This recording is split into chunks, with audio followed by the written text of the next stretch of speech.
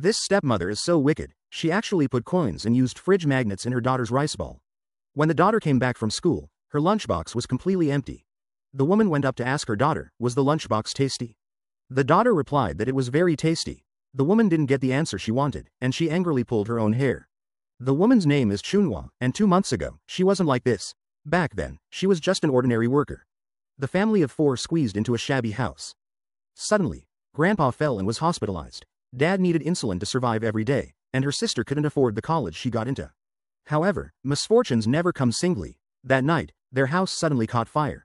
Chunhua wanted to seek comfort at her boyfriend's house, but unexpectedly, she witnessed a shocking scene. Feeling down and out, Chunhua wandered to the railway tracks, intending to end her young life. Unexpectedly, someone beat her to it. At the critical moment, Chunhua saved the man just in time. The man's name is Deshawn. He wasn't trying to commit suicide by lying on the tracks. He had just drunk too much and accidentally fell onto the tracks. Deshawn is a doctor, young, handsome, and wealthy. He drives a luxury car and lives in a villa. To thank Chunhua for saving his life, Deshawn often invited her out for shopping sprees, never looking at the price tags. Sometimes, he would even thoughtfully help Chunhua put on her shoes. Their relationship grew closer and closer. Looking at the beautiful crystal shoes on her feet, Chunhua felt like Cinderella. But whenever Deshawn suggested taking their relationship further, Chunhua would always back down because Deshawn had an 8-year-old daughter, Xiaoguang. When she finally mustered the courage to meet Xiaoguang, she found all her worries were unnecessary. Xiaoguang was very well behaved and sensible. The two got along very well, just like a real mother and daughter. Even Deshawn was surprised and grateful. On Xiaoguang's birthday, Chunhua gave her a handmade pencil case. Xiaoguang was very pleased with it. Deshawn took the opportunity to propose to Chunhua again. Chunhua accepted immediately. After that, they held a grand wedding. After getting married, Chunhua became a housewife, waking up early every day to make lunchboxes for Xiaoguang, happily sending her to school, and then doing housework at home. She put away the crystal shoes. Looking at everything in front of her, she felt very happy. However, she soon noticed something was wrong. During a meal, Xiaoguang directly grabbed the food with her hands. He reminded Xiaoguang to use chopsticks, but Xiaoguang simply stopped eating and got up from the table. After school, Xiaoguang went home, and Chunhua kindly asked about school, but Xiaoguang ignored her. On the table was a photo of classmates together, but the face of the girl next to him was missing. It turns out that Xiaoguang, who seemed obedient and sensible on the surface, was actually not simple. The little girl expressionlessly tapped the table with her hand. Watching the classmates chatting and laughing as they prepared to eat, he suddenly covered his face with both hands and started crying. The teacher came over and asked what was wrong. He said his mom didn't prepare a lunchbox for him. Later, the teacher found his mom and said if she didn't have time to prepare a lunchbox, Xiaoguang could eat at school. Chunhua was very surprised because she clearly prepared one for Xiaoguang every day, and the lunchbox was always empty when he came home. Could Xiaoguang be lying? Chunhua had just arrived at this home and didn't dare to ask much. During dinner, Chunhua was about to feed Xiaoguang noodles, but Deshawn hurriedly stopped her because the noodles contained shrimp powder, and Xiaoguang was allergic to shrimp. Fortunately, he hadn't eaten it yet. But when washing the dishes, Chunhua suddenly remembered that the shumai she made yesterday contained shrimp, and Xiaoguang said he ate it all. Was it because there was too little shrimp to cause an allergy, or was Xiaoguang lying all along?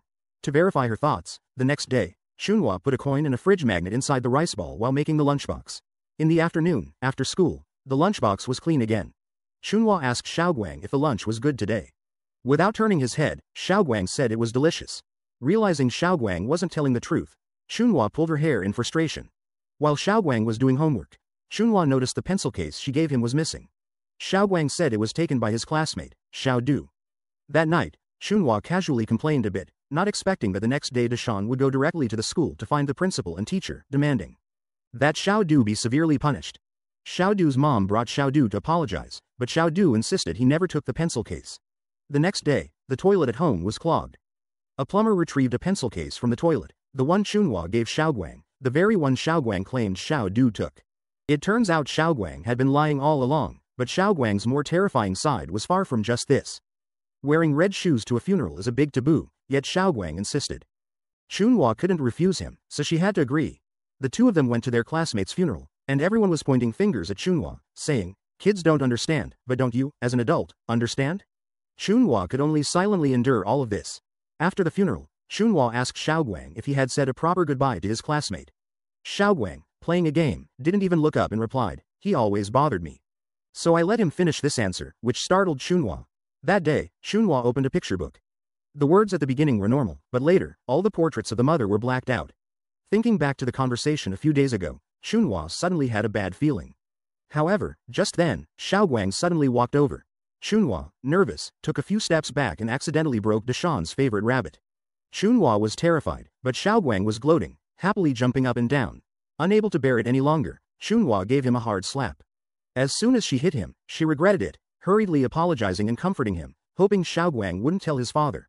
Xiaoguang agreed on the spot, but unexpectedly, before dinner, he had already told Deshawn. Deshawn got very angry, scolding Chunhua, saying she wasn't fit to be a mother and should leave the house immediately. Chunhua angrily walked out the door. Xiaoguang, however, chased after her crying, begging her not to leave. This reminded Chunhua of when she was young, when at 10 years old, her mother heartlessly left the family. Although she didn't want to become like her mother, she couldn't stand Xiaoguang and Deshawn's attitude.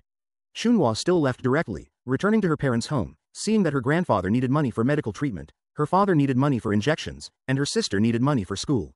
Chunhua didn't go inside, but turned around and left. A mother was playing on the swing with her child. She went up and pushed the mother away, then pushed the child on the swing higher and higher. The child was so scared that he cried loudly. The mother pushed Chunhua down and left with her child. Chunhua squatted on the ground and started laughing. Saying she had nothing left to live for, she continued wandering outside, and in a daze, she found herself on the train tracks. At this moment, the train was about to come, and she began to recall the bits and pieces of recent times. At the critical moment, Deshawn saved Chunhua. Chunhua returned home again. Deshawn drew Chunhua into the album. Then they all drew eyes on the family portrait. All three of them had the same look in their eyes. Chunhua was officially part of the family. Xiaoguang came home with dirty feet, claiming that a classmate took his shoes. They angrily stormed into the classroom, demanding the guilty person to step forward. The principal, afraid of scaring the children, invited them to the office. At this point, Xiao Du came over and said he saw with his own eyes that the classmate who fell to his death was pushed by Xiaoguang. This time, before Deshawn could speak, Chunhua tugged at her hair. Then she suddenly stood up and lost her temper. Back home, Xiaoguang falsely accused Xiao Du of lying, saying he would never go to that school again and didn't want to see those who love to lie. Unless you can think of a solution. That night, Deshawn burned all the paintings, deciding that Xiaoguang was all he needed. Now, Xiaoguang was his top priority. Chunhua also fell into deep thought. To keep the family intact, he had to be like Deshawn.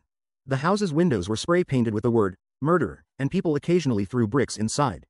To get Xiaoguang back to school, when Chunhua saw a flyer on the floor, he had a terrifying idea.